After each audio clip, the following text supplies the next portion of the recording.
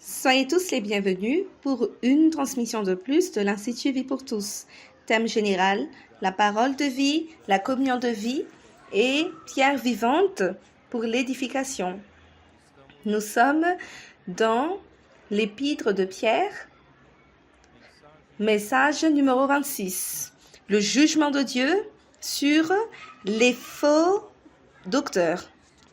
Lecture biblique.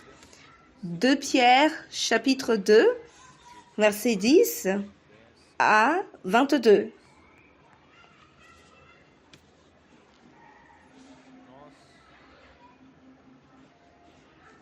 Nous devons entrer dans le chapitre 2 pour parler du jugement de Dieu sur les faux docteurs.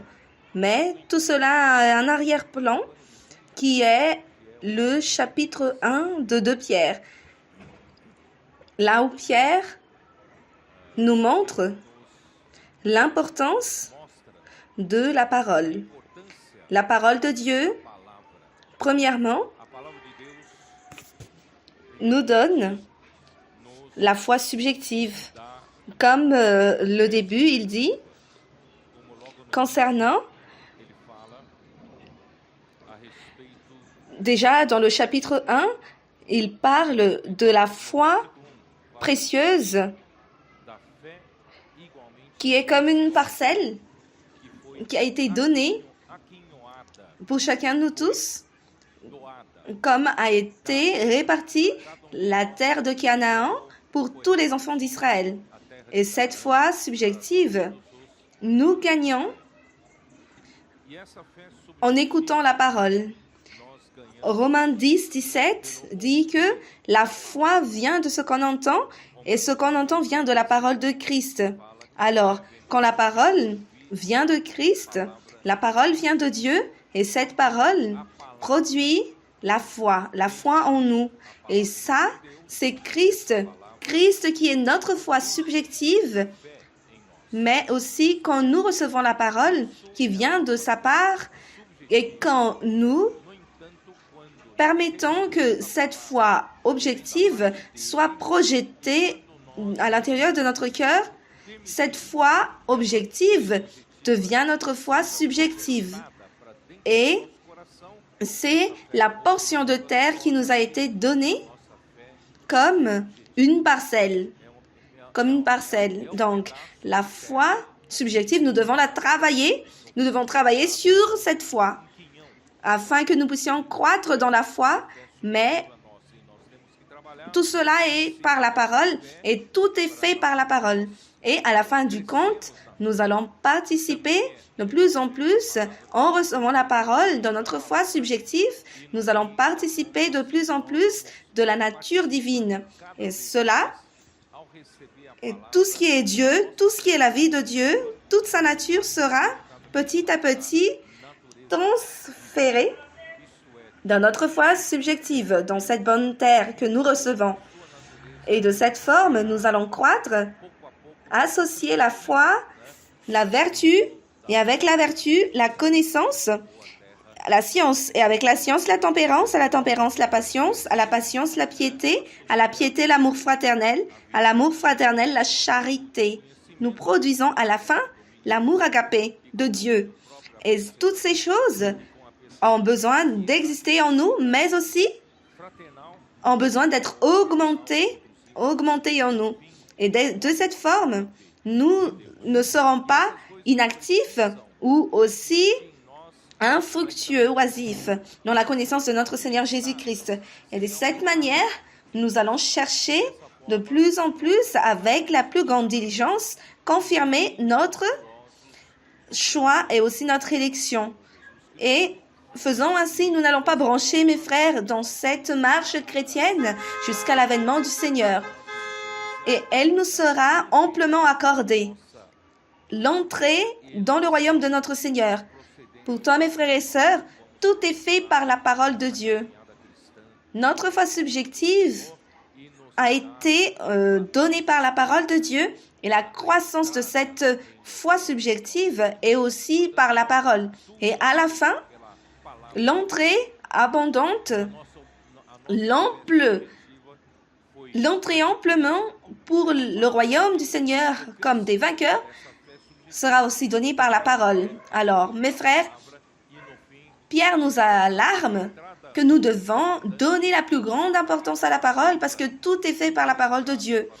L'œuvre de Dieu est exécutée par la parole de Dieu, l'œuvre de Dieu également, et notre croissance spirituelle est exécutée par la parole de Dieu, ainsi que l'édification de l'Église.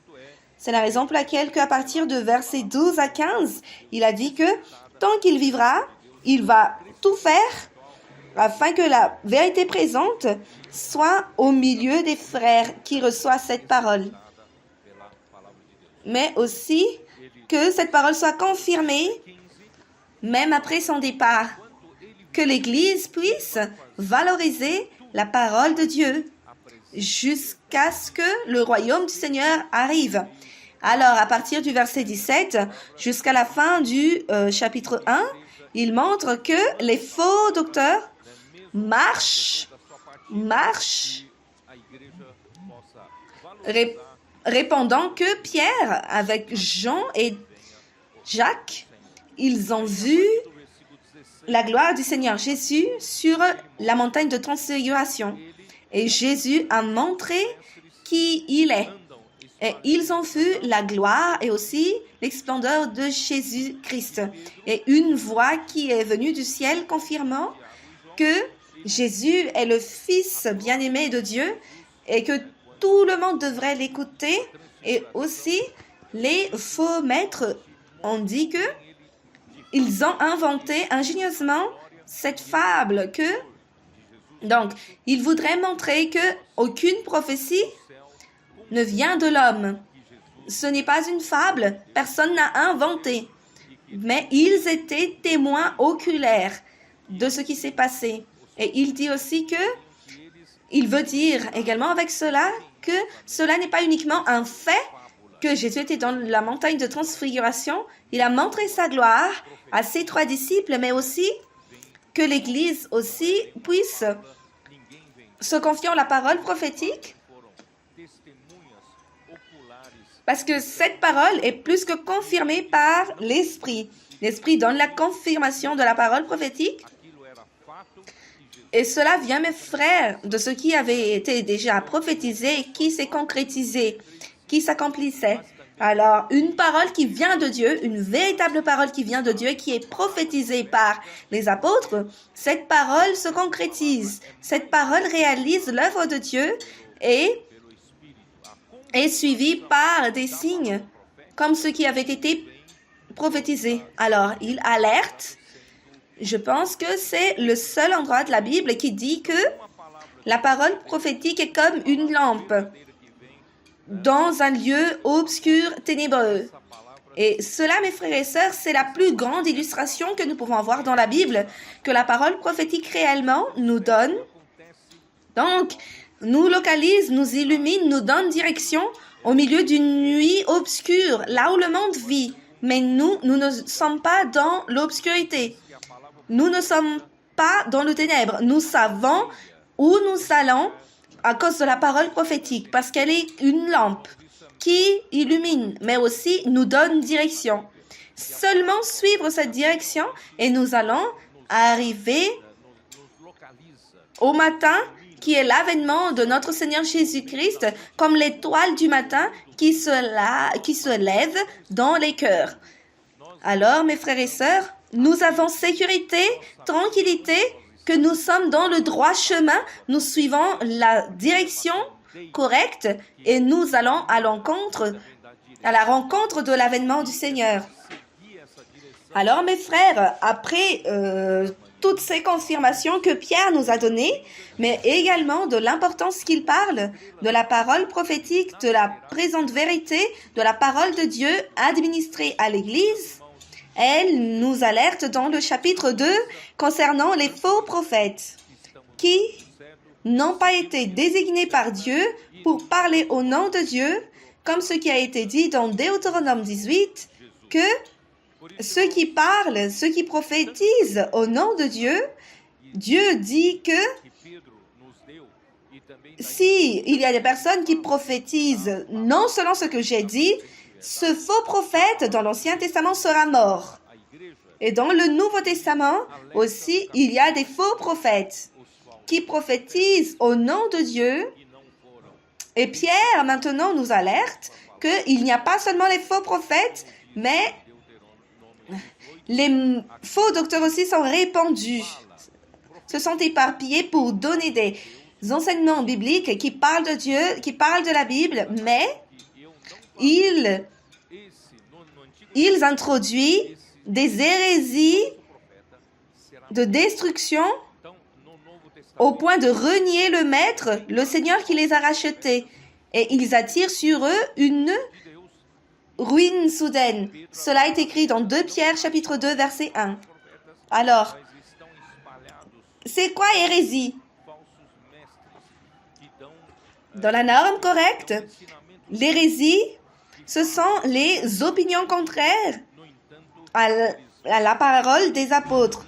L'enseignement des apôtres, c'est la norme. Et si vous n'acceptez pas, non seulement ne pas accepter, mais vous contrez aussi, vous présentez une parole contraire, c'est ça l'hérésie. Donc vous avez résolu de donner une autre opinion contraire et c'est ce que vous suivez. Pourtant, c'est une opinion qui ne vient pas de Dieu. Et c'est ça ce qu'on appelle l'hérésie. Pourtant, mes frères, il y a des personnes qui utilisent l'hérésie dans un autre aspect. Par exemple, au temps de Thyatire, il y avait les Valdins qui aimaient la parole de Dieu, qui ont reçu Dieu le véritable. Ils ont été traités comme des personnes de l'hérésie par l'Église de Rome, par les papes. Alors, cela n'est pas correct d'utiliser l'hérésie de cette forme, mais hérésie est traitée d'abord aux normes des apôtres en relation avec la parole de Dieu, orthodoxalement enseignée dans la Bible. C'est bien. Et parlant de cela, je voudrais aussi souligner encore plus concernant notre pratique. Mes frères, grâce à Dieu, la parole réellement fait beaucoup de choses au milieu de nous. L'œuvre de Dieu est réalisée avec des miracles, avec des choses surnaturelles. Beaucoup de choses se sont passées. Et dans le live d'hier, en relation avec les colporteurs, j'ai dit aux colporteurs que nous ne devons pas perdre l'essence du colportage.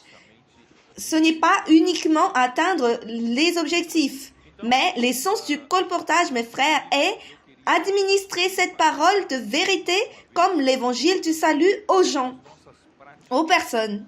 Premièrement, nous abordons les gens parce que Dieu a un objectif avec la personne que nous abordons. Alors, nous prions pour la personne et après, nous transmettons déjà une partie de la parole prophétique. À quel point cette parole en elle vient de Dieu et elle a la puissance de Dieu pour transformer des vies. Alors, mes frères, déjà à travers notre prière, Dieu commence déjà à agir dans les cœurs. Et nous ne nous contentons pas uniquement avec les prières, mais nous laissons aussi la parole de Dieu avec la personne. La parole qui sauve la personne, mais la personne aussi a besoin de paroles de plus, l'évangile du royaume. C'est la raison pour laquelle nous laissons les livres à la main des gens, afin que les personnes puissent avoir l'opportunité d'approfondir dans la parole, afin que la parole puisse faire de sa foi subjective croître, comme Pierre a décrit dans 2 Pierre chapitre 2. 2 Pierre chapitre 1, de croître dans la foi. Et nous voulons encore plus que les personnes puissent vivre la vie de l'Église. C'est la raison pour laquelle nous avons mis leur nom dans la liste des contacts. Parce que il y aura toujours des personnes dans le réseau de soins pour parler avec ces gens. Et mes frères, c'est ce que nous faisons dans les rues. Nous faisons ce travail. Grâce à Dieu, le Seigneur. En plus de l'immersion, Le Seigneur, ces dernières années, nous a donné une armée de jeunes saints formés par nos adolescents, nos préadolescents, nos enfants. Le Seigneur nous a donné l'énergie de la vie merveilleuse. Ce sont des adolescents qui, autrefois, marchaient avec le rythme de la perdition inutile. Ils se sont dirigés vers la ruine. Mais grâce à Dieu, ces jeunes, ces adolescents, tombaient du ciel comme un cadeau de Dieu pour Christ, pour former une merveilleuse armée. Et c'est la raison pour laquelle, mes frères, que l'Église a gagné beaucoup d'adolescents.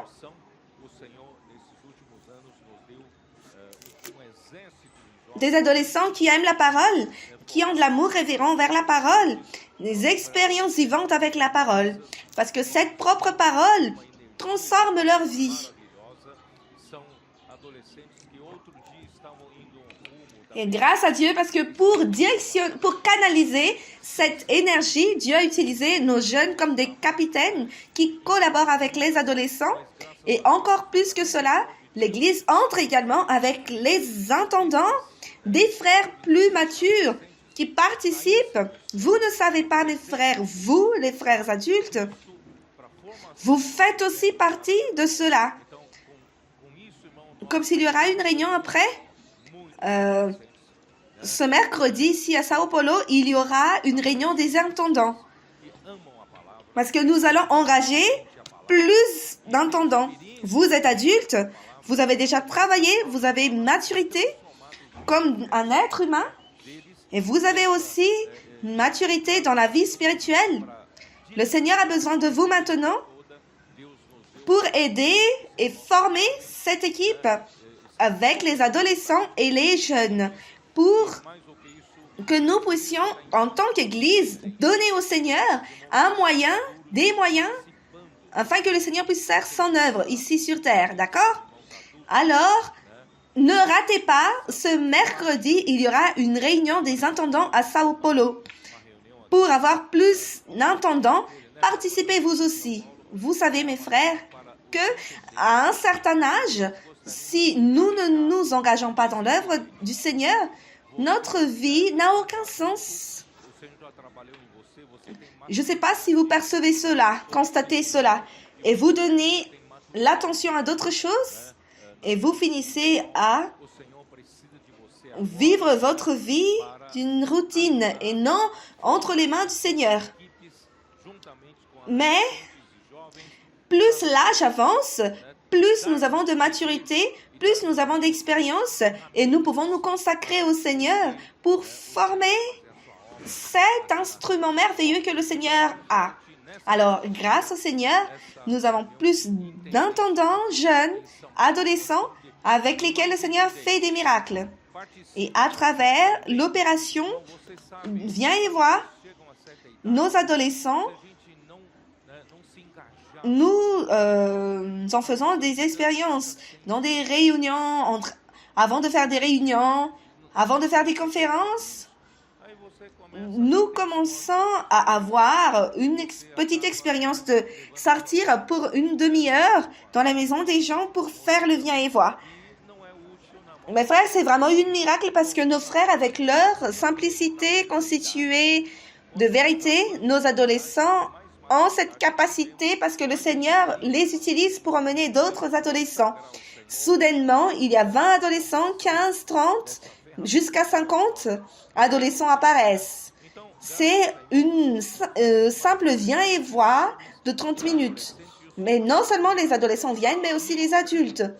Et nous passons à prendre soin de ces personnes, de ces adolescents qui finissent à participer dans la maison des adolescents et deviennent utiles. Et aujourd'hui, j'ai dit dans la salle de communion avec les frères que les frères qui sont revenus pour aider l'église à Pausade Quadras, dans leur vient et vois, ils ont réussi à emmener 15 adolescents, même des préadolescents, pour une réunion. Et ils ont fait plus que cela. après avoir gagné les 15 adolescents et les préadolescents, pour les ramener à la maison, ils ont contacté et visité de maison à maison les parents de ces enfants. Et ils ont dit aux parents, parce que qui sont les pères et les mères des adolescents? Les adolescents sont faciles à influencer et quand ils marchent dans un chemin qui n'est pas le droit, ils finissent par tomber et marcher dans l'erreur.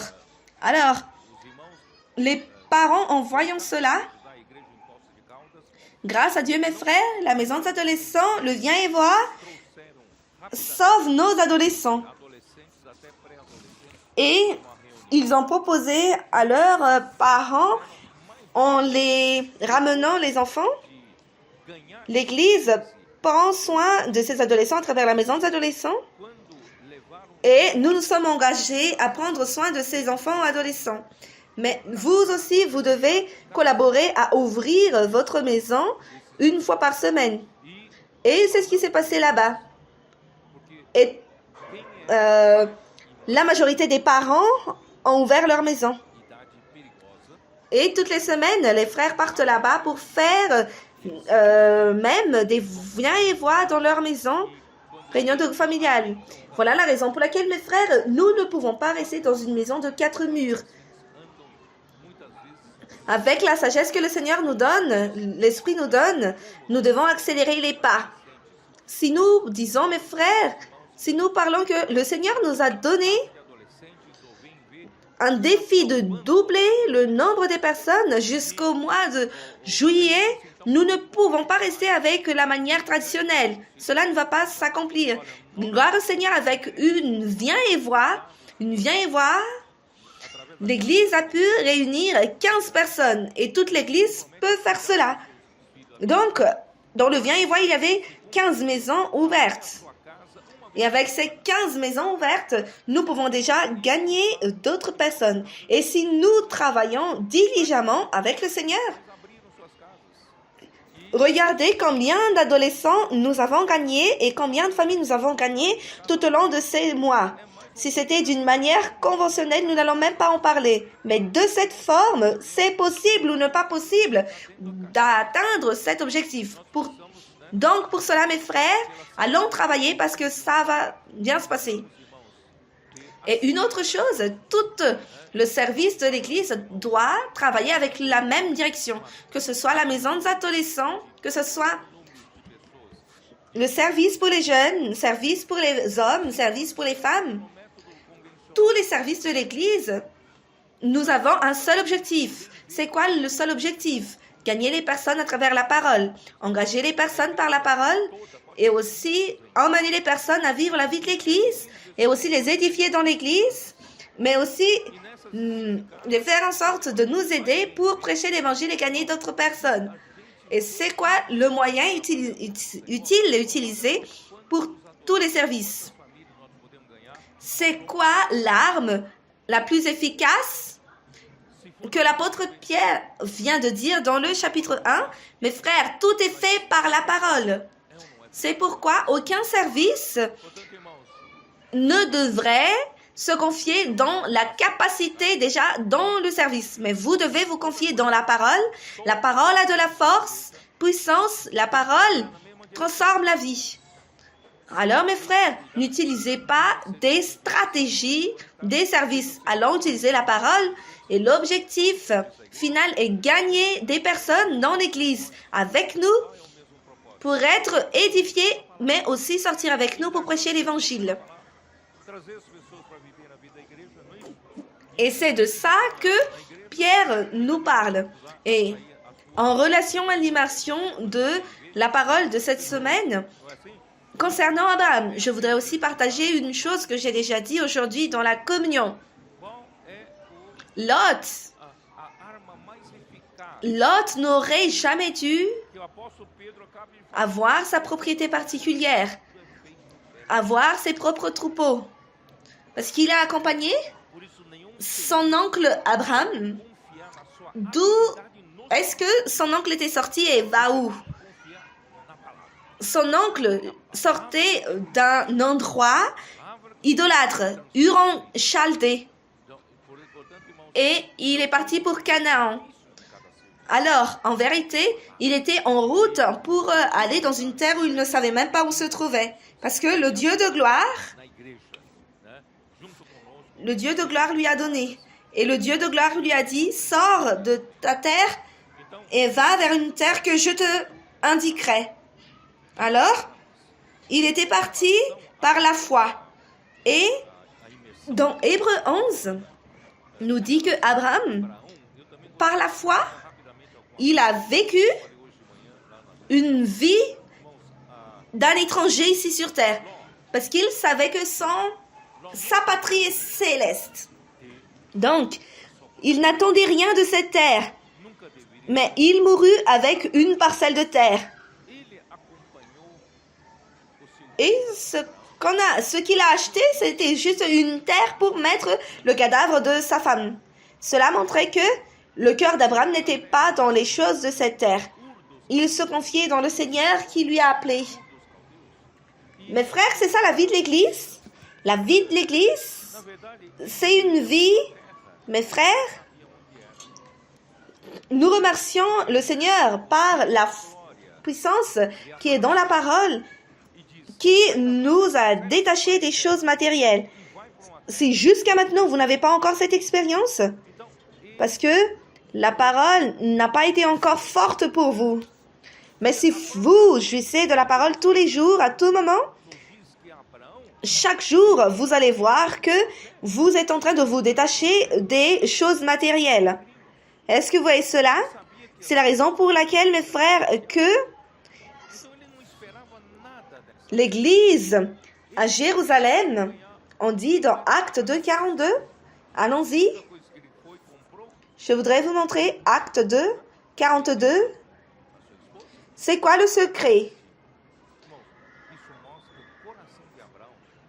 pour l'Église de vivre dans une sphère correcte et céleste? Il persévérait dans l'enseignement des apôtres. C'est ça la parole clé. Ce que nous devons faire, mes frères, est persévérer dans l'enseignement des apôtres et dans la communion. Et qu'est-ce que l'Église devrait faire? Avoir de la communion avec la parole qui a été donnée. C'est pas que chacun va inventer une parole, mais allons persévérer dans l'enseignement des apôtres et dans la communion fraternelle. Et après vient la vie normale de l'Église, la fraction du pain et dans les prières. Et 43 dit, la crainte s'emparait de chacun et il se faisait beaucoup de prodiges et de miracles par les apôtres. Alors, le Seigneur a utilisé les apôtres qui ont fait des prodiges et de miracles. Pourquoi? Parce que la parole était avec eux. C'est pas que les apôtres ont eu de la puissance en eux-mêmes, mais la parole faisait des prodiges et des miracles. Et c'est quoi le premier effet?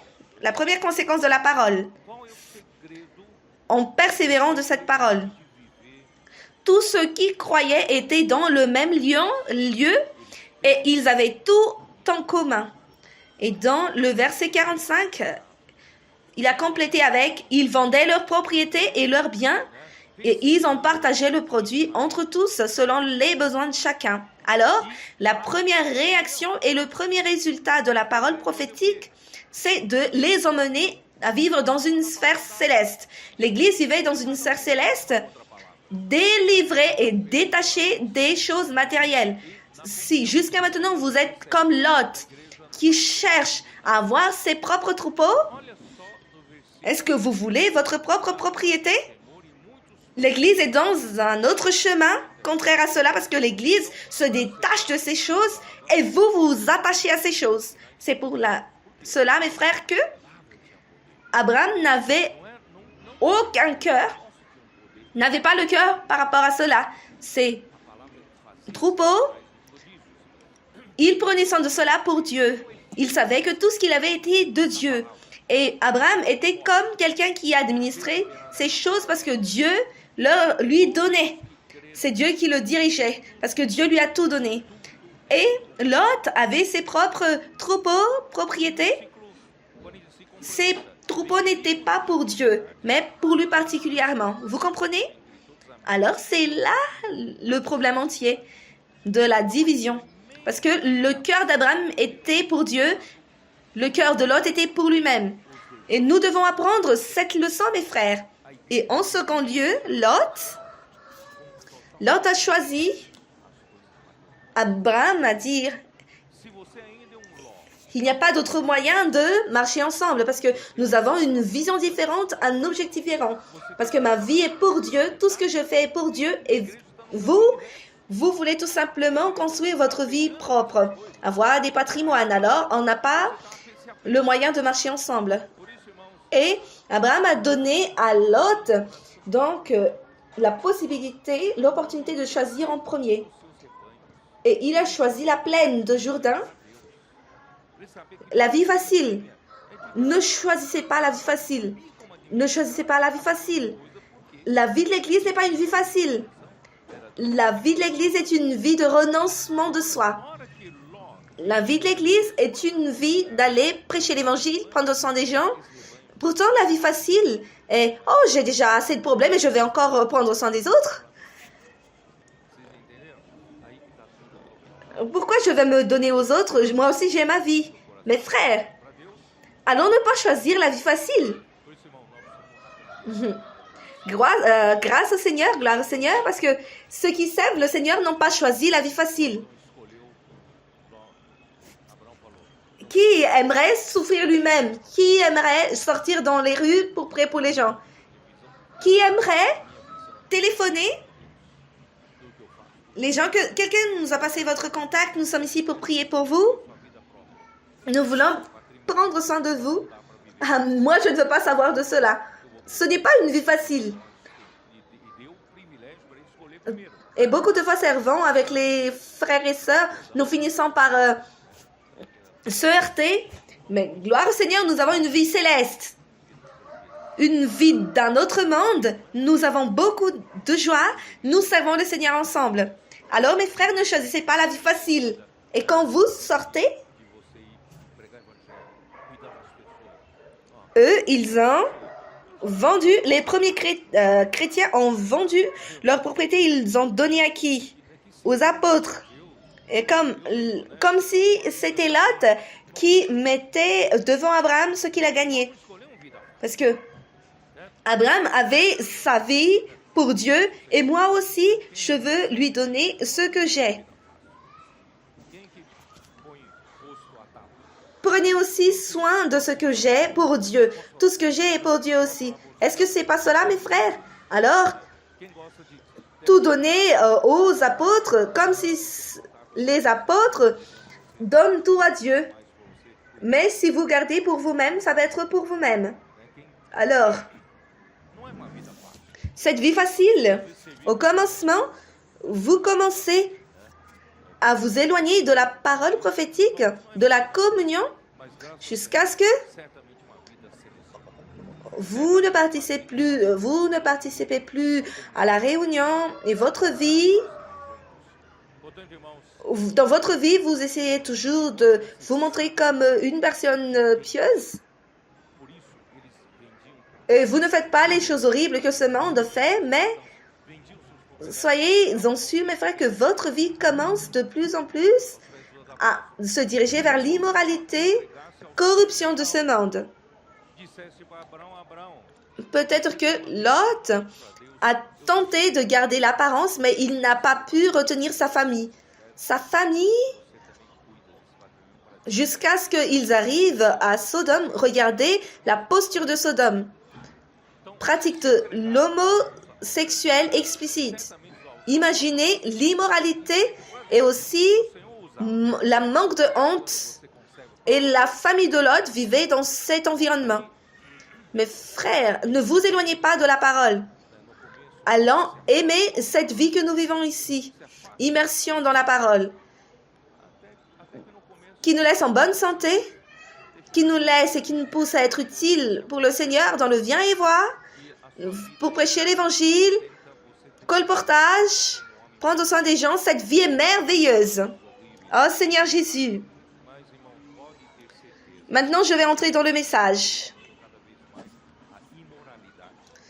Alors, après avoir écrit concernant les jugements de Dieu sur les anges déchus, parce que dans le chapitre 2, 1 à 3, il parle des faux prophètes et faux docteurs.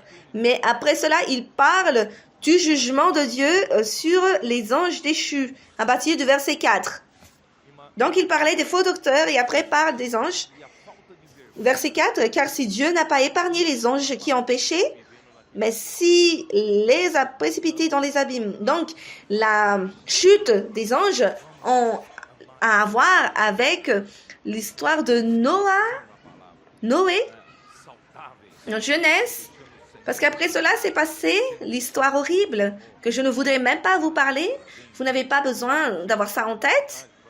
Mais les anges ont chuté et le monde était tombé dans la violence et Dieu a dû envoyer la déluge. Et Dieu,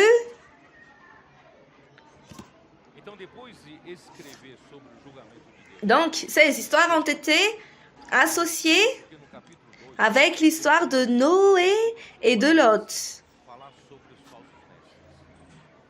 Verset 7, et s'il a délivré le juste Lot, profondément attristé de la conduite de ces hommes, sans frein dans leur dissolution. Alors mes frères, après avoir montré cela, il montre que il y a une même racine. La même racine, les faux maîtres ont la même racine avec ce qui s'est passé dans Genèse 6, les anges qui ont chuté. Et l'histoire de Noé également, ainsi que l'histoire de Lot, ont la même racine. Le même esprit malin qui agit, c'est le même. Alors, quand ils arrivent, avec tout cela, on nous montre que Dieu est le juste juge pour juger tout cela. Dieu va juger. Et mes frères, ne pensez pas que quelque chose sera laissé impuni. Non. Vous pouvez penser que, mais cette injustice, cet injuste, cet impie est en train de nuire aux gens. Soyez tranquilles. Dieu est un Dieu juste, le juste juge, et lui, il va juger, oui. Il jugera toutes choses. Alors, dans le verset 10, il revient sur les faux docteurs. Verset 10, de Pierre 2,10. Ceux surtout qui vont après la chair.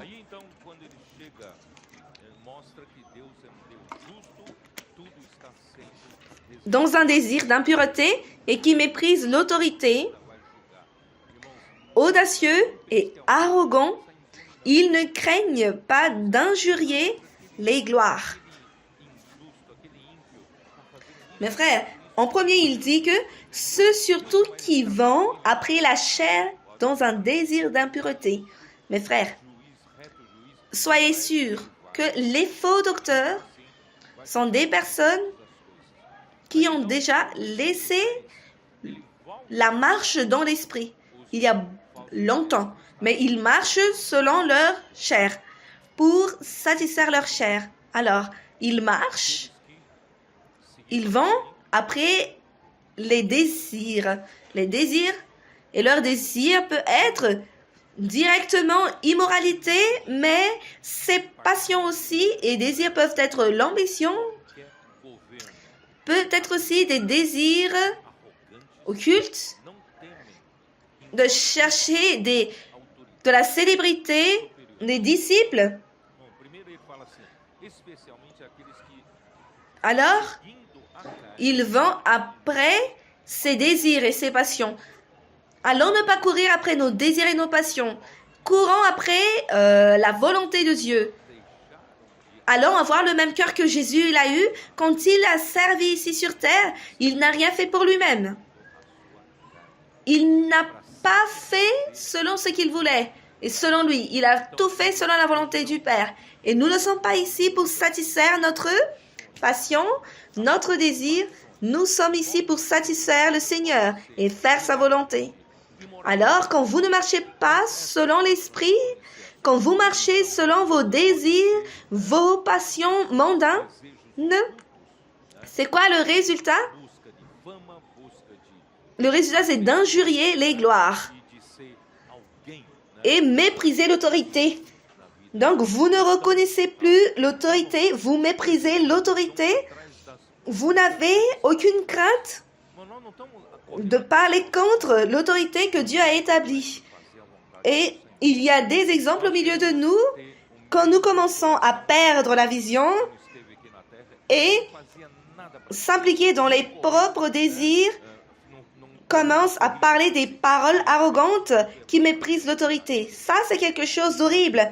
Une chose que vous ne pouvez jamais toucher, c'est l'autorité de Dieu, l'autorité établie par Dieu.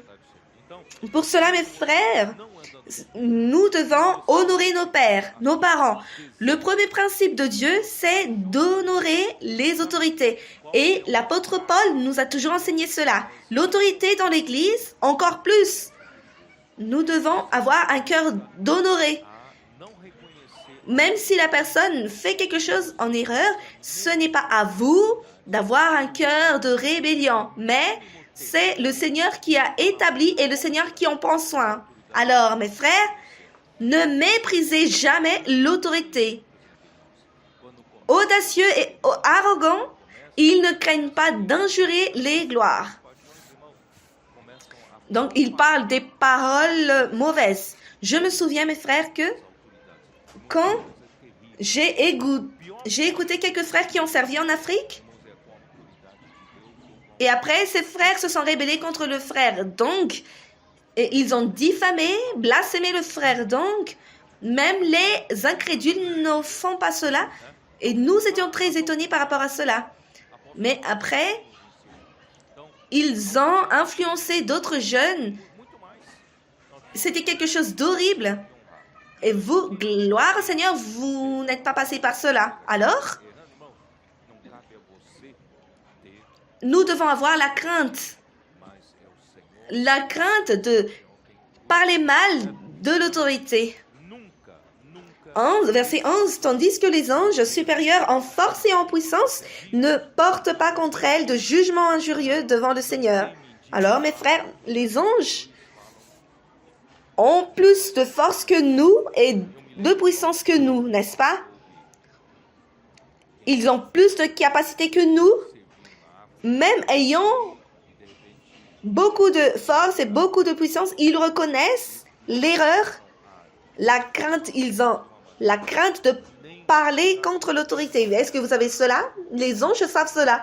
Et les anges, dans Hébreu, là, on parle.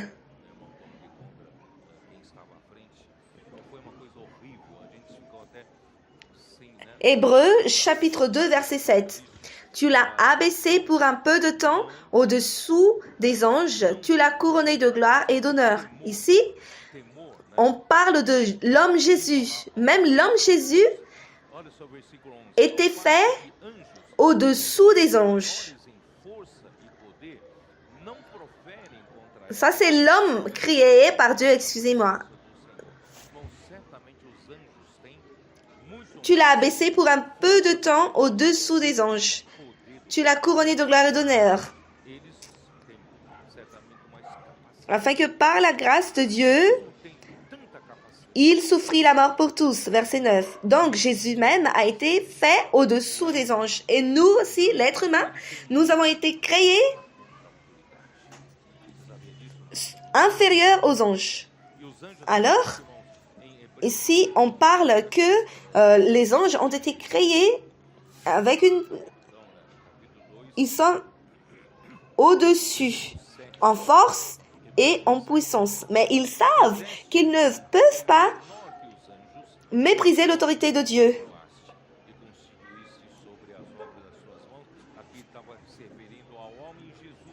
Et cela est écrit également dans Jude, verset 9.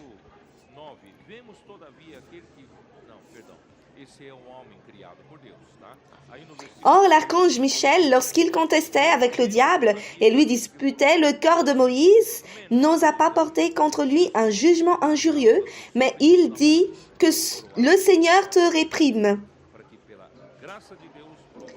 Eux, au contraire, ils parlent d'une manière injurieuse de ce qu'ils ignorent. Pourquoi on a dit que le Seigneur te réprime? Parce que l'archange Michel, il avait une position de leadership. Même lui, il n'osait pas contester ou parler quelque chose de mal contre le diable, parce qu'il savait parce que auparavant, Satan a été créé comme le fils de l'aurore. Il était le premier ange créé par Dieu dans le leadership. Donc, il a été institué par Dieu comme une autorité. Et comme autorité instituée par Dieu, l'archange Michel avait la crainte de parler de mal contre lui, parce qu'ils étaient en train de disputer concernant le corps de Moïse. Vous savez dans la Bible que Moïse mourut et personne n'a vu son corps. Il mourut dans la montagne et personne ne sait où se trouve son corps. Et le diable et Michel se sont disputés concernant son corps. Et Michel, l'archange Michel a dit que le Seigneur te réprime Satan. Donc, concernant l'autorité, ces faux docteurs ne respectent pas, mais diffament et calomnient et parlent mal des autorités instituées par Dieu. Et dans le verset 12, Pierre parle d'une manière plus forte. Mais eux, semblables à des brutes qui s'abandonnent à leur penchant naturel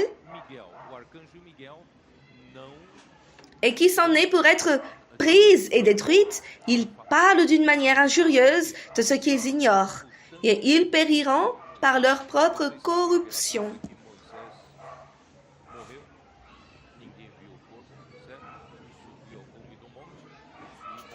Alors mes frères, pourquoi Pierre les appelle comme des brutes?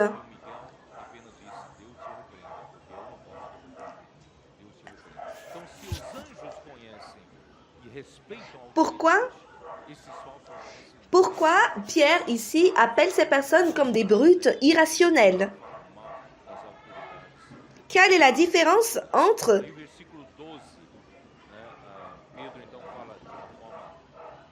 quelle est la différence avec les autres animaux? C'est dans la conscience. Est-ce que vous savez? La conscience. Les animaux, ils suivent leur instinct. Ils n'ont pas de conscience. Ils n'ont pas de conscience. Ils marchent, ils vivent selon leur instinct en tant qu'animal. Mais l'homme a la conscience, n'est-ce pas? Et c'est quoi cette conscience? Même dans la chute de l'homme a abandonné Dieu, s'est déconnecté de Dieu, mais Dieu n'a pas abandonné l'homme totalement. Même étant déconnecté de Dieu, Dieu a préservé une loi naturelle qui est dite dans Romains 7. Cette loi naturelle, c'est la conscience, mes frères, que Dieu a mis. Allons lire. Je ne peux pas parler comme ça, mais allons lire.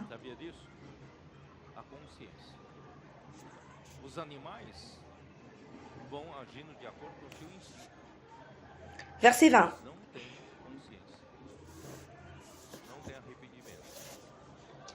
Et si je fais ce que je ne veux pas, ce n'est plus moi qui le fais, c'est le péché qui habite en moi. Je trouve donc en moi cette loi, quand je veux faire le bien, le mal est attaché à moi, car je prends plaisir à la loi de Dieu, selon l'homme intérieur. Mais je vois dans mes membres une autre loi, qui lutte contre la loi de mon entendement, et qui me rend captif de la loi du péché qui est dans mes membres.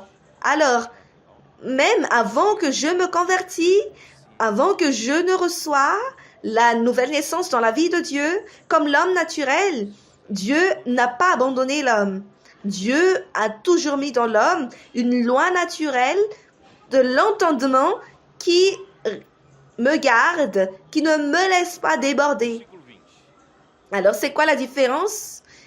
Qu'est-ce qui me différencie d'un animal? C'est la conscience. J'ai la conscience. D'accord? Alors, oh Seigneur Jésus. Alors, regardez dans Romains chapitre 2. Verset 14.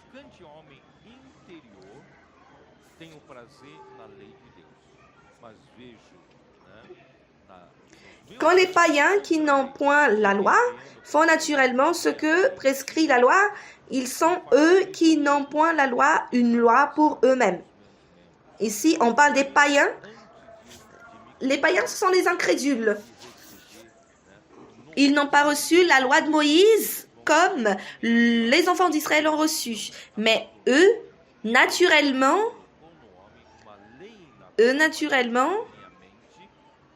ont une loi pour eux. Est-ce que vous savez, la loi qui a été donnée par Moïse venait de Dieu. Et si l'homme a été créé par Dieu, nous avons en nous également l'instinct, quelque chose qui est conforme à la loi. Vous constatez cela? Donc, moi, à l'intérieur de moi, j'ai quelque chose qui me dit, attention, il n'aurait pas dû faire cela. Et qui dit cela? C'est la conscience. Dans le verset 15, il montre que l'œuvre de la loi est écrite dans leur cœur.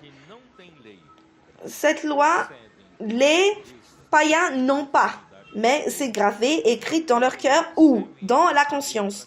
Leur conscience en rend en témoignage et leurs pensées s'accusant ou se défendant tour à tour. Qu'est-ce que cela veut dire? Qu'est-ce que cela veut dire?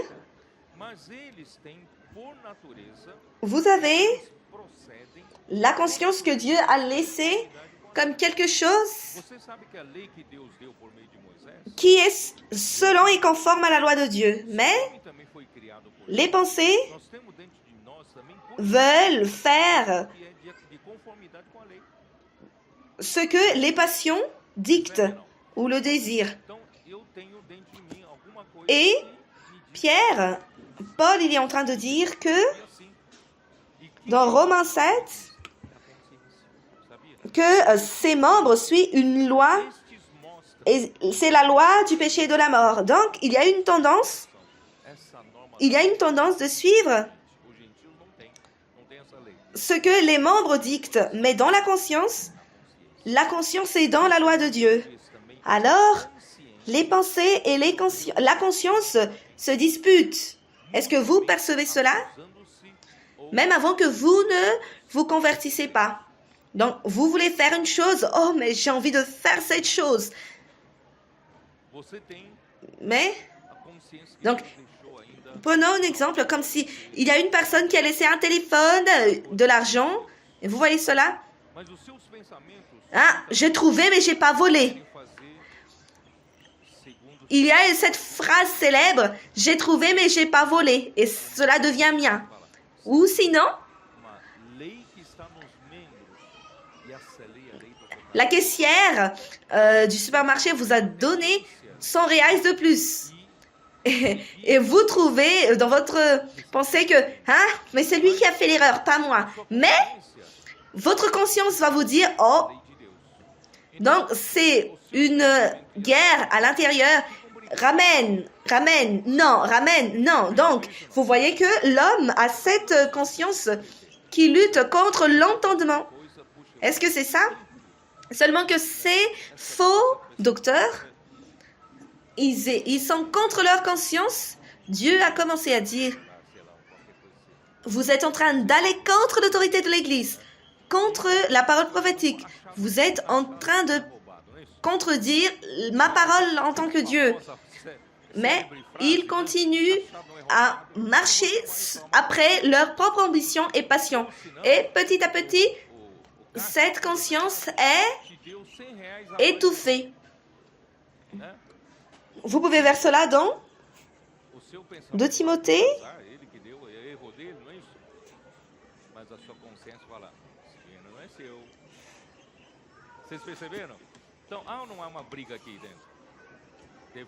Dans 2 Timothée. Vocês perceberam que o homem tem essa consciência e luta contra o pensamento. Tá certo? Só que esses falsos mestres, de tanto que eles foram contra a consciência, Deus no começo dizia, ó, você está indo contra a autoridade da igreja. Você está falando contra a palavra. C'est écrit dans 1 Timothée 4,2 par l'hypocrisie de faux docteurs portant la marque de la flétrissure dans leur propre conscience. Alors, il y a des mensonges. Il y a déjà la conscience qui avise, tu es en train de dire des mensonges. Mais vous dites toujours des mensonges et la conscience avise toujours averti, mais vous n'écoutez pas. Alors, la conscience s'étouffe. Qu'est-ce que cela veut dire? Quand vous avez, par exemple, vous avez eu une maladie sur la peau et est-ce que vous connaissez une partie de la peau qui est brûlée et il y a cette partie qui devient insensible. La partie de la peau qui est brûlée est insensible. Vous avez perdu la sensibilité. Et c'est comme ça ce qui se passe avec la conscience. Plus vous allez contre la conscience finit par ne plus agir. Je ne vais plus rien dire parce que cela ne sert à rien à dire. Il préfère à parler des mensonges, aller contre l'autorité. Alors, je ne vais plus rien dire. Donc, la conscience s'isole. Et allons-y.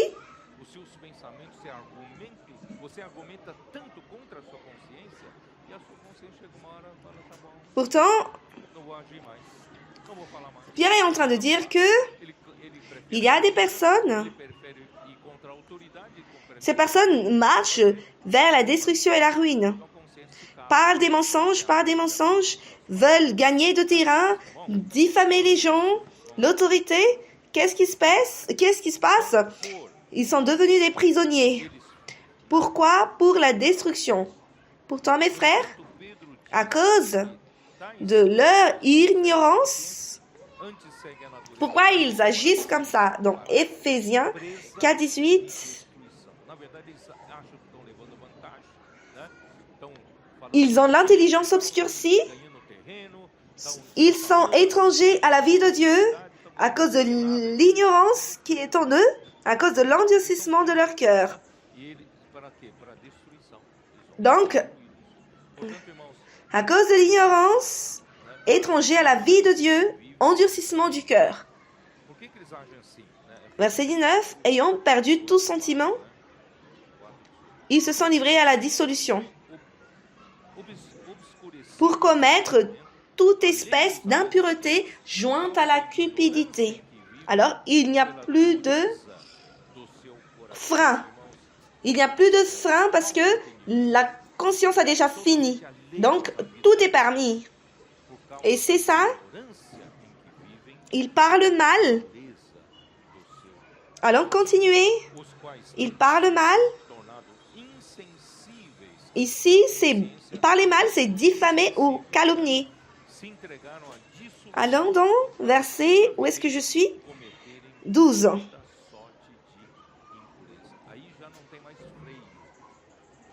Ils parlent mal, ils calomnient, dans leur destruction également,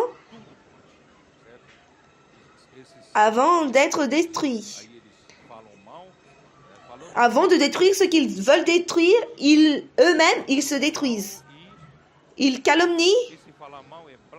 Dans les réseaux sociaux, parlent des mensonges, plus de mensonges, ils pensent qu'ils sont en train de détruire les autres, eux-mêmes ils se détruisent. 12, né? Oh Seigneur Falando Jésus. daquilo que são ignorantes, Donc l'homme, mes frères, est devenu irrationnel. né? Daquilo que são ignorantes, na sua Dans Romains, também hão de ser. Seigneur Jésus. Eles acham que estão destruindo aquilo que eles querem destruir. Romains 1, 28. Destruído da sua própria destruição. Comme ils ne se sont pas souciés de connaître Dieu, Dieu les a livrés à leur sens réprouvé pour commettre des choses indignes. Eles estão tentando destruir os outros. Na verdade, eles Mes frères, donc, c'est déjà arrivé à la fin du puits, au fond du puits. Il n'y a plus de restrictions, il n'y a plus de freins. 1, versículo 28. Mais de plus en plus, pratiquons des choses indignes. Desprezar o conhecimento de Deus, Et regardez, os entregou où est-ce que je suis? disposição mental Regardez. reprovada Allons dans le verset 32. coisas.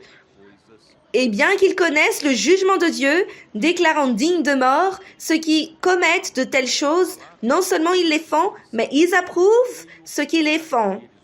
Alors, ils ne font pas uniquement, mais ils provoquent aussi afin que plus de personnes se rebellent par le mal avec des mensonges et calomnies. C'est ça la situation de l'homme qui n'a plus de frein. Agora, conhecendo eles a sentença de Deus, Et ils reçoivent possíveis em morte, le salaire de coisas práticas, Acte 1, 18. não somente as fazem, mas também a Pierre se réfère que assim. à Judas. Então, não só Acte 1, verset 18. provocando Regardez, cet homme, se rebelam, mas ayant acquis un champ avec le salaire du crime, il se réfère ici à Judas. Et tombé, s'est rompu par le milieu du corps et toutes ses entrailles se sont répandues.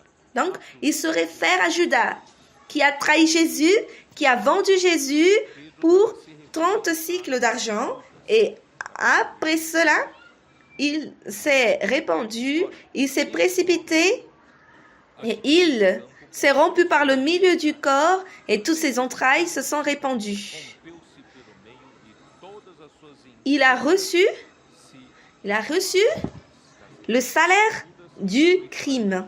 Alors, Pierre, en vérité, il était en train de se référer à Judas. se arrependeu, Alors, allons revenir dans le verset se 13 de 2 Pierre 2. rompeu pelo meio, tá, na queda, Recevant ainsi le salaire de leurs iniquités, j'ai déjà parlé de ça, ils trouvent leur délice à se livrer au plaisir en plein jour. Hommes tarés et souillés, ils se délectent dans leur tromperie en faisant bonne chère avec eux. Alors, mes frères, ces faux prophètes, à cette époque, ils sont déjà tombés recebendo dans une sphère charnelle, cherchant le plaisir dans la luxure. Et ici, la luxure se réfère que le cœur et la pensée se regalam na sont possédés par une vie de luxe, enquanto une vie facile. junto com o rosto. Donc, il n'y a plus de frein. Falsos profetas, Quand vous n'avez plus le frein dans la conscience, eles já caíram, l'homme, peut-être au commencement, caíram. il y a des choses moins graves, mais après, ça finit toujours par des choses très graves, parce qu'il n'y a plus de frein. Oh Seigneur Jésus. Luxúria aqui, Alors, trufe, tendo a mente e o corpo debilitados pela indulgência, pela vida ils sont déformés moralement, efeminada, vida fácil, ils, plenitude. Quer dizer, não tem mais freio. ils Você solta freio da se trompent eux-mêmes en trompant les autres, né?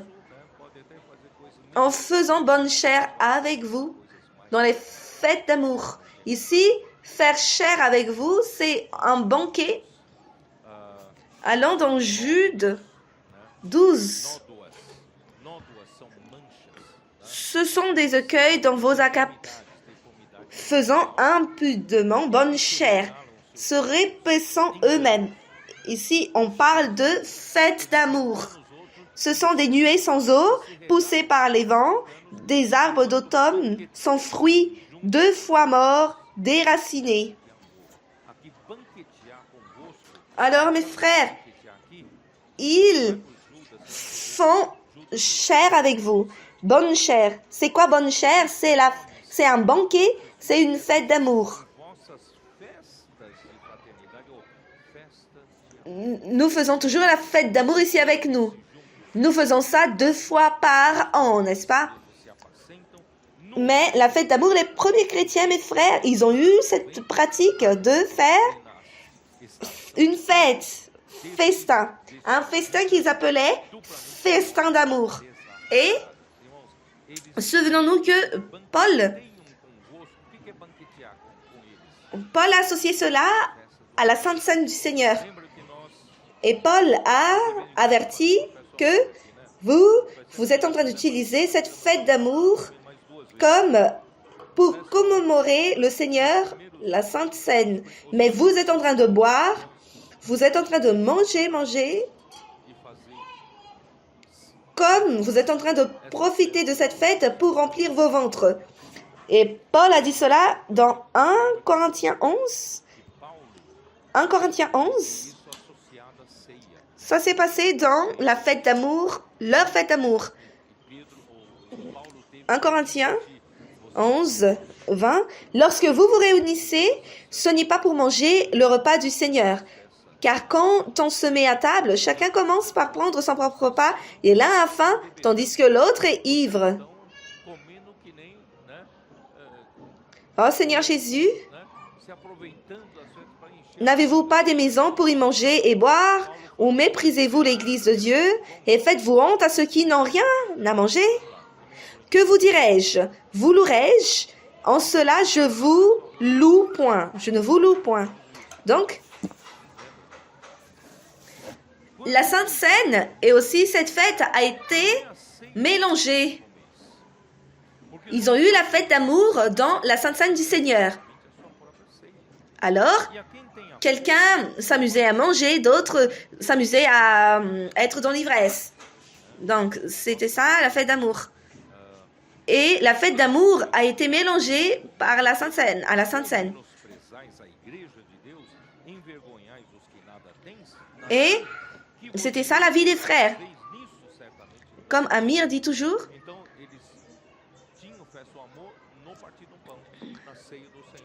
faire un va-et-vient et après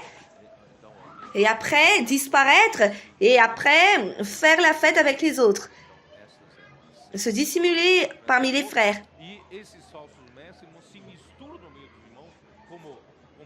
Mes frères, c'est important ici parce que leurs yeux, et dans 2 Pierre, chapitre 2, verset 14, ils ont leurs yeux, ils ont les yeux pleins d'adultère et insatiables de péché. C'est important, les yeux, mes frères. Leurs yeux étaient pleins d'adultère et insatiables de péché. Est-ce que vous savez que c'est important que vous ayez les yeux bons? Est-ce que vous avez les bons yeux ou les mauvais yeux? Ça dépend de ce que vous regardiez. Pour les autres, la parole prophétique, c'est quelque chose d'horrible. Quand on parle de la parole prophétique, les gens ne veulent pas, tremblent. Et vous, vos yeux, ça dépend toujours des yeux. Par exemple, Matthieu 5, 28. Matthieu 5, 28. Je sais que vous aimez la parole, n'est-ce pas? Matthieu 5, 28. Le Seigneur parle. Mais moi, je vous dis que quiconque regarde une femme pour la convoiter a déjà commis un adultère. Donc, ça veut dire que ça dépend de ce que vous regardiez. Il y a 2 types de voir, de ce que vous regardez. Dans Matthieu... Et après, dans Matthieu encore, Matthieu 6, 22. L'œil est la lampe du corps. Si ton œil est en bon état, tout ton corps sera éclairé. Mais si ton œil est en mauvais état, tout ton corps sera dans les ténèbres. Si donc la lumière qui est en toi est ténèbres, combien seront grandes ces ténèbres? Si vous avez les mauvais yeux, la parole de Dieu est aussi destruction pour vous. Mais si vous avez les bons yeux, vous allez avoir la bénédiction du Seigneur. Alors vous serez illuminés et vous allez illuminer les autres. Votre visage va être joyeux, vos yeux vont briller. Mais si vous allez avoir de mauvais yeux, vous aurez un mauvais cœur, comme les yeux d'un poisson mort. Parce que son visage est haine, abattu. Tout dépend des yeux. Est-ce que vous savez cela? C'est la raison pour laquelle, dans Matthieu 13 aussi, il y a des gens qui disent « Je ne sais pas pourquoi vous aimez beaucoup de paroles prophétiques. Je ne vois rien en cela, de ce que vous écoutez, parce que cela dépend des yeux. Si vos yeux sont mauvais, vous n'allez rien voir. » Donc, le Seigneur Jésus a dit dans Isaïe 14, Matthieu 13, c'est pourquoi dans Matthieu 13, 14,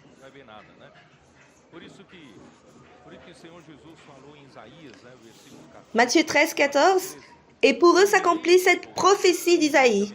Vous entendez de vos oreilles et vous ne comprendrez point. Vous regarderez de vos yeux et vous ne verrez point. Donc, vous entendrez de vos oreilles et vous ne comprendrez rien. Point. Vous regarderez. Regardez à combien c'est important de regarder. Il y a des gens qui regardent, mais ne voient rien. Mais vous voyez. Pourquoi ils ne voient rien? Car le cœur de ce peuple est devenu insensible. Cœur insensible, endurci, a des yeux mauvais qui ne voient rien. Ils ont endurci leurs oreilles, ils ont fermé leurs yeux, de peur qu'ils ne voient de leurs yeux, qu'ils n'entendent de leurs oreilles, qu'ils ne comprennent de leur cœur, qu'ils ne se convertissent et que je ne les guérisse. Alors, si vous avez les yeux qui voient, les oreilles qui entendent, un cœur qui comprend, vous serez guéris par le Seigneur. Le contraire de cela, c'est la même chose. Vous avez les yeux qui ne voient pas, vous avez les oreilles qui n'entendent pas, votre cœur ne comprendra rien, votre cœur sera endurci et vous ne serez pas guéris par le Seigneur. Verset 16, il dit, mais heureux vos yeux parce qu'ils voient. Et vos oreilles parce qu'elles entendent. D'accord? Alors, je vais utiliser ces paroles pour vous dire, bienheureux, heureux vous, heureux vos yeux parce qu'ils voient. Et vos oreilles parce qu'elles entendent. Amen.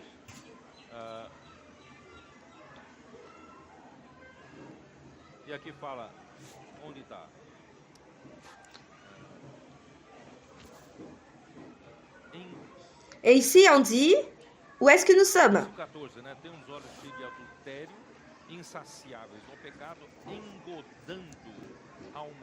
Dans le verset 14 de Pierre, chapitre 2, verset 14. Ils ont leurs yeux pleins d'adultère et insatiables de péché. Ils amorcent les âmes mal affermies. Ils ont le cœur exercé à la cupidité. Ce sont des enfants de malédiction. Mes frères, les yeux pleins d'adultère, insatiables de péché, âme mal affermie, c'est quoi amorcer? C'est quoi amorcer? Amorcer ici en grec veut dire déléazo. Donc, rendre captif, fasciner, séduire et aussi séduire. Ces faux docteurs, ils trompent avec des pièges pour vous avoir, vous fasciner, vous séduisent. N'est-ce pas, Amir? La pêche, c'est vraiment une tromperie. Vous trompez les poissons en mettant l'hameçon. vient ici et on attire directement le poisson vers la poêle. Alors, l'avertissement, pour ceux qui ne suivent pas de près la parole des apôtres, mes frères, ceux qui suivent la parole de vérité, prêts, ils ont la fermeté et ne seront jamais des victimes de tromperie. Si vous faites l'immersion dans la parole, si vous aimez la parole, si vous dormez, vous réveillez, écoutons la parole tous les jours, tout au long de la journée, vous vivez avec la parole. Quand une parole différente vient, vous allez sentir l'odeur. Vous allez sentir une saveur différente. Ah, je ne veux pas tomber dans ça, parce que c'est une tromperie. C'est une piège, je ne vais pas tomber dans ça. Alors, les faux docteurs étaient des personnes cupides. Enfants de malédiction, c'est à la fin du verset 14. Dans le verset 15, après avoir quitté le droit chemin, ils se sont égarés en suivant la foi de Balaam, fils de Bosor, qui aima le salaire de l'iniquité. Alors, mes frères, verset 16, mais qui fut repris pour sa transgression, une ânesse muette, faisant entendre une voix d'homme, arrêta la démence du prophète.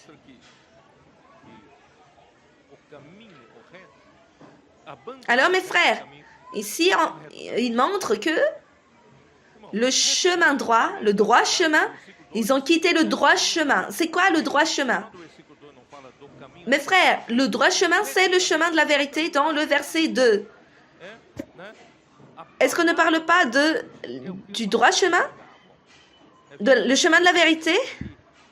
La parole de vérité, c'est ce que les prophètes prêchaient. Éphésiens 1, 13, on dit beaucoup de fois. Allons lire encore.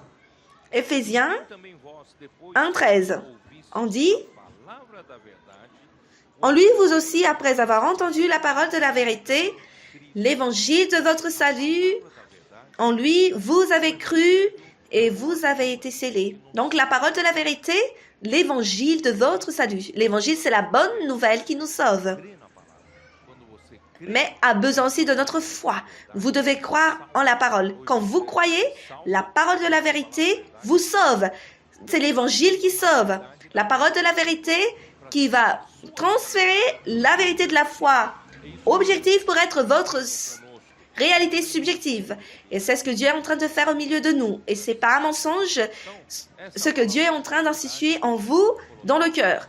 Alors, cette parole de la vérité dans Colossiens 1, 5, allons aussi voir Colossiens 1, 5. Parce que je suis informé de la foi que tu as au Seigneur Jésus et de ta charité pour tous les saints. Et cette parole, c'est la puissance de Dieu excusez-moi, Colossiens 1, 5. Cause de l'espérance qui vous est réservée dans les cieux et que la parole de la vérité, la parole de l'évangile qui vous a précédemment fait connaître.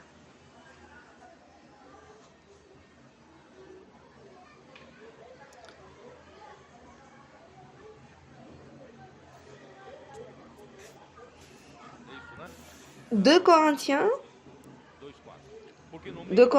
2, verset 4.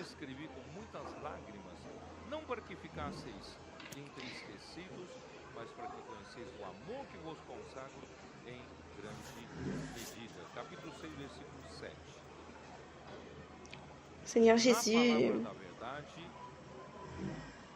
c'est ça, non? 2,4.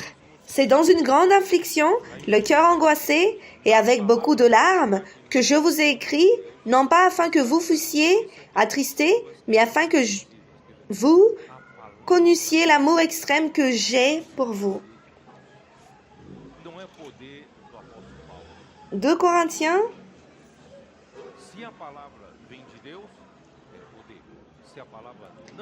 chapitre 6, verset 7. Par la parole de vérité, le verset 4 dit d'abord, mais nous nous recommandons, nous nous rendons à tous égards recommandables comme serviteurs de Dieu. Verset 7.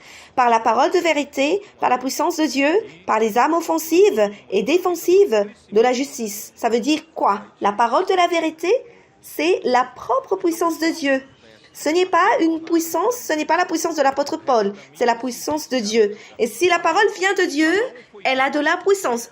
Si la parole ne vient pas de Dieu, c'est la parole de l'homme et elle n'aura pas de la puissance. Alors la parole de Dieu a de la puissance. Et la parole de la vie dispense la vie éternelle à l'Église et promouvoit la communion de la vie. Et c'est ce qui est écrit dans 1 Jean, chapitre 1, versets 1 à 3. Donc, promouvoir la communion de la vie pour l'édification du corps de Christ. Alors, les faux docteurs ont abandonné le chemin, le droit chemin, et ils ont suivi le chemin de Balaam. C'est qui Balaam? C'était un prophète.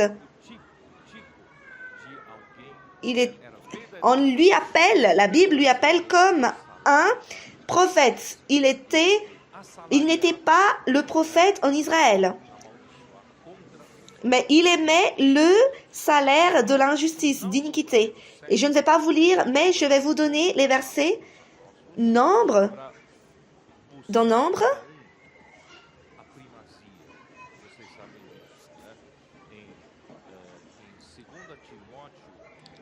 Nombre 22, 5 à 7. Deutéronome 23, verset 4. Néhémie 13, verset 2. Apocalypse 2, 14. Donc, Balaam est devenu un type de quelqu'un qui était un véritable prophète, mais il aimait le salaire de l'iniquité. Et il s'est associé pour maudire le peuple de Dieu. Et à la fin du 1er siècle, l'Église a abandonné l'enseignement des apôtres pour chercher chacun d'entre eux à être premier. Et vous savez cela. Dans 2 Timothée, 2 Timothée,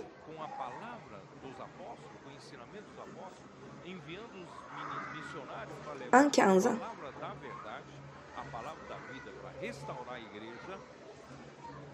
Tu sais que tous ceux qui sont en Asie m'ont abandonné, entre autres Phygèle et Hermogène. Donc à la fin, mes frères, même pas arrivé à la fin du 1er siècle, mais c'était à l'année 67.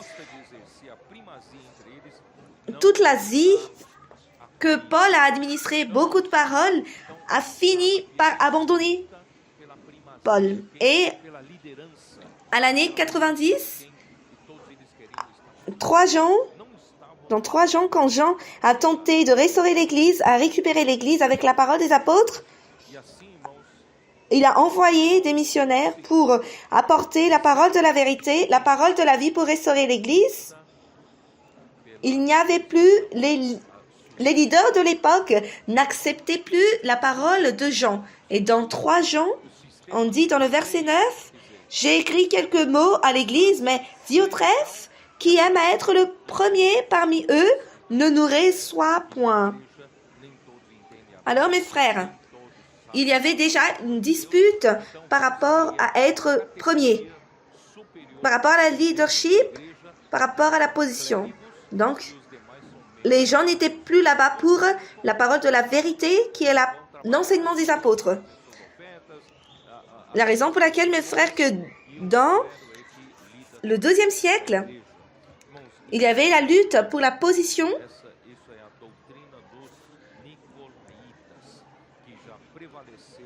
Il y avait le système clérical. Il y avait la classe, clergé et laïque. Donc, dans l'Église, tout le monde ne comprenait pas la Bible. C'était pas tout le monde qui savait parler de la parole de Dieu. Mais il y avait une catégorie supérieure en termes d'Église. Clergé et les autres sont des membres communs. Et les communs travaillent, allons travailler, allons apporter nos offrandes après. Mais les clergés, ce sont ceux qui traitaient les choses de l'Église. Cela n'est pas biblique. Ça, c'est l'œuvre des Nicolaïtes, qui existait déjà par la hiérarchie établie dans l'Église.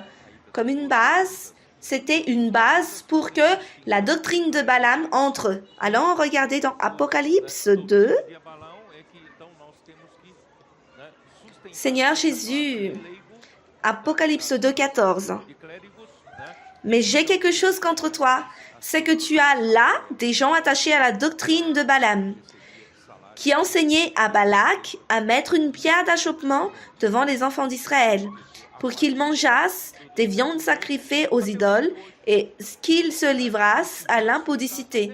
De même, toi aussi, tu as des gens attachés pareillement à la doctrine des Nicolaïtes. Alors, c'est deux choses qui vont ensemble. Les Nicolaïtes font en sorte à ce qu'il y ait de supériorité. Il y a ceux qui sont supérieurs et inférieurs. Et il y a aussi la doctrine de Balaam.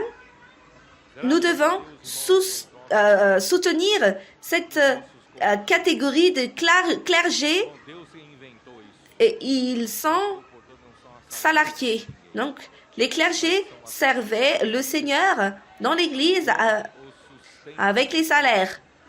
Et tout cela a commencé à partir du deuxième siècle jusqu'à maintenant. Et c'est horrible cela. Quand vous êtes salarié, quand vous recevez des salaires pour servir Dieu, vous tombez entre les mains de ceux qui vous payent. Mes frères, nous servons Dieu. Et c'est Dieu qui paye notre salaire.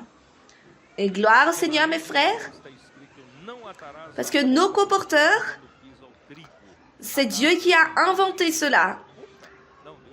Nos coporteurs ne sont pas des salariés des gens, mais c'est Dieu. C'est Dieu qui les soutient.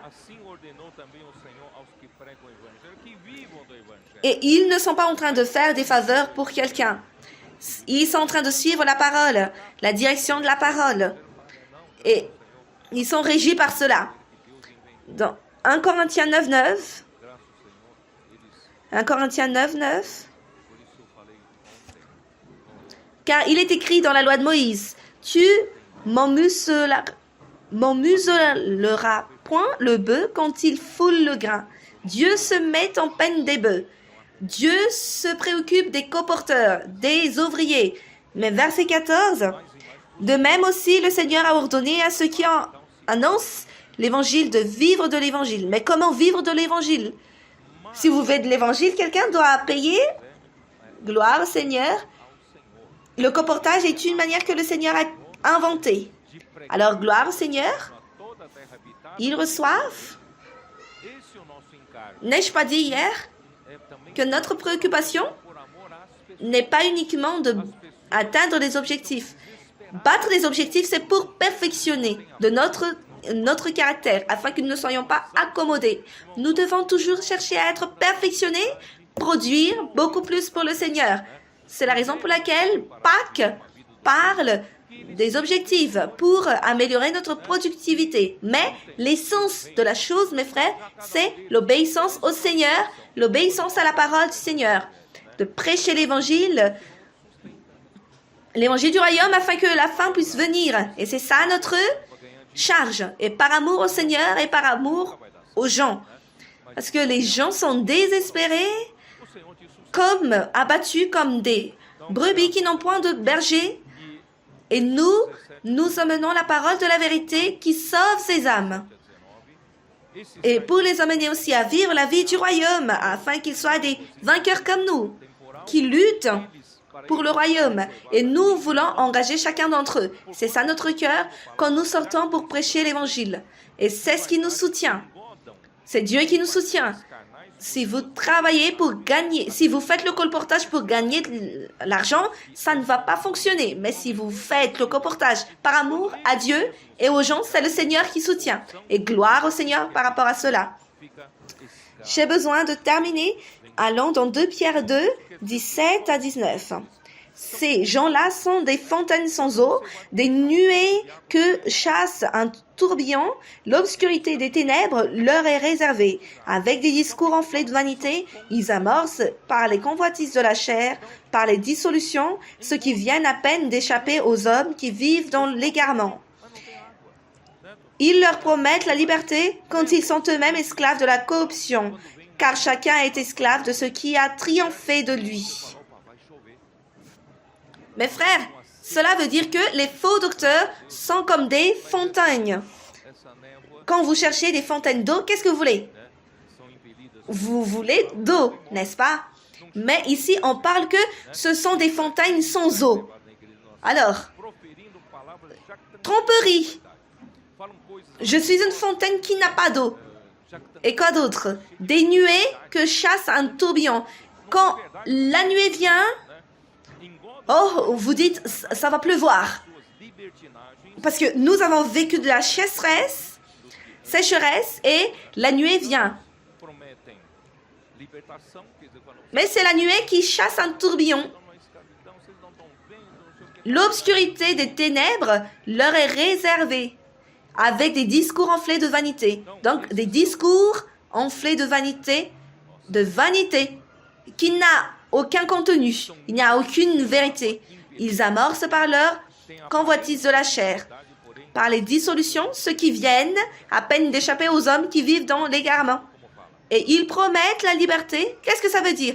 Donc, vous serez libérés. Vous qui êtes esclaves.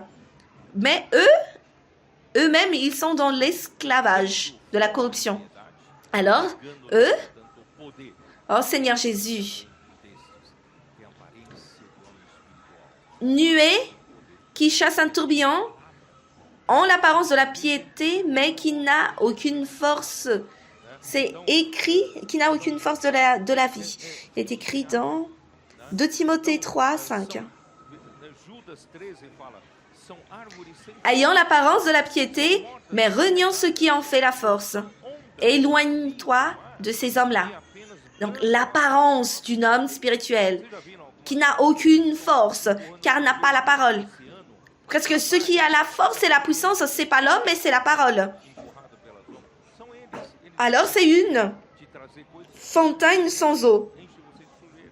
Dans Jude 3, on parle d'un arbre qui n'a pas de fruits. Com Deus não se brinca. Deus é fogo, né, consumidor. E proferindo palavras arrogantes de vaidade, enganam com paixão Est-ce que vous remarquez que e por suas on parle ici libertinagens,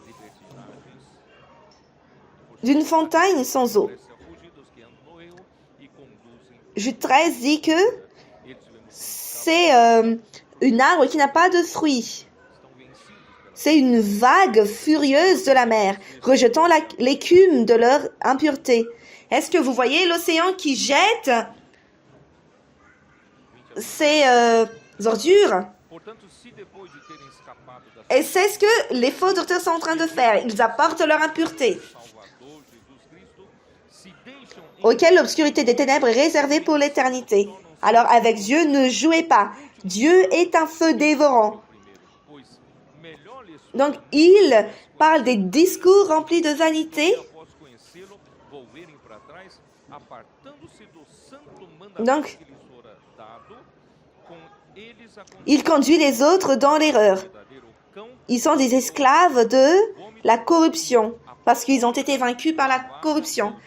Et dans 20 à 22, mes frères, 2 Pierre chapitre 2, versets 20 à 22, talvez escapado das contaminações do mundo, mediante en effet, si après être retirés des souillures du monde par la connaissance du Seigneur et Sauveur Jésus-Christ, ils s'y engagent de nouveau et sont vaincus, leur dernière condition est pire que la première. receberam Car mieux valait pour eux n'avoir pas connu la voie de la justice eles estiveram na igreja, que de se détourner après l'avoir connu du saint commandement qui leur avait été donné.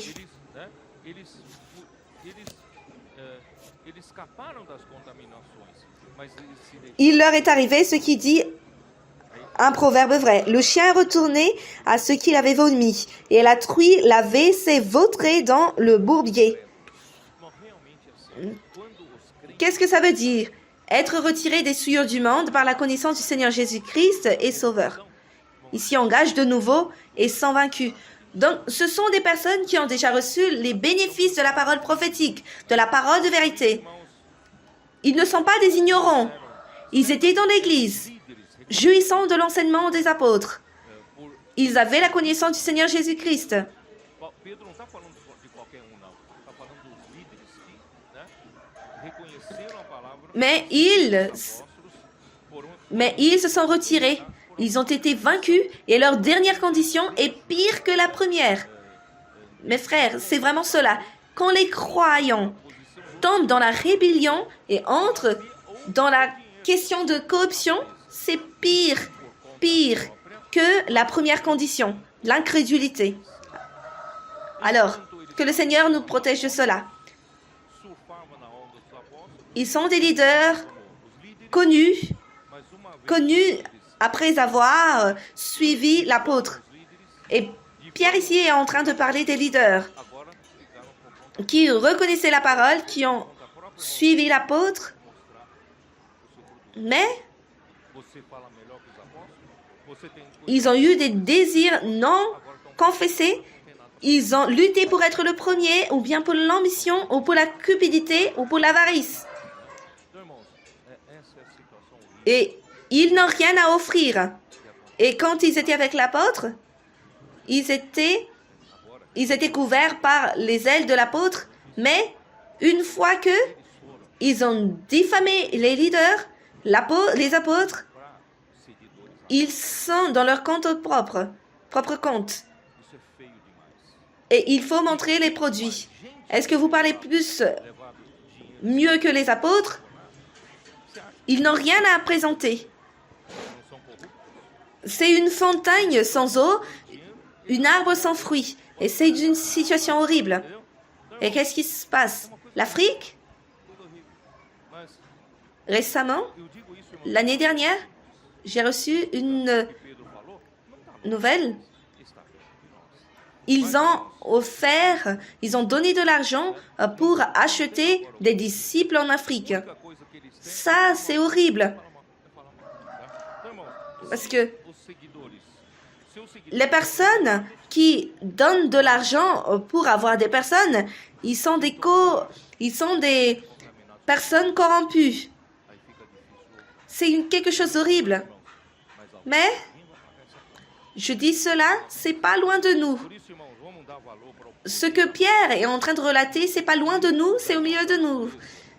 Mais ici, on parle, ils n'ont rien à offrir.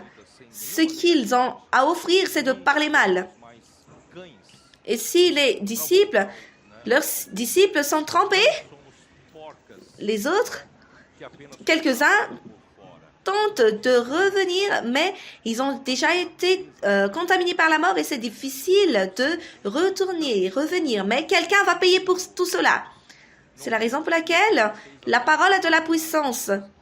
La puissance dans la parole nous transforme, change notre nature afin que nous ne soyons pas trompés par des bonnes paroles, sans réalité. Et nous ne sommes pas des chiens pour retourner à ce que nous avons déjà vomi. Nous ne sommes pas la trouille lavée pour vautrer dans le bourbier. Mais notre nature, le Seigneur a réussi à changer notre intérieur. Le Seigneur n'a pas uniquement fait un maquillage sur nous, mais Dieu a changé notre intérieur. Et cela est fait par la parole. C'est la raison pour laquelle c'est important d'inculquer la parole dans le cœur. Par l'immersion dans la parole, la réalité de Dieu est transférée pour être dans notre foi subjective. Et je ne suis pas uniquement maquillée, lavée à l'extérieur, mais le Seigneur transforme mon être intérieur. Et c'est ça ce que je voulais vous dire. Allons continuer à recevoir la vie par la parole de la vérité. Jésus est le Seigneur. Amen.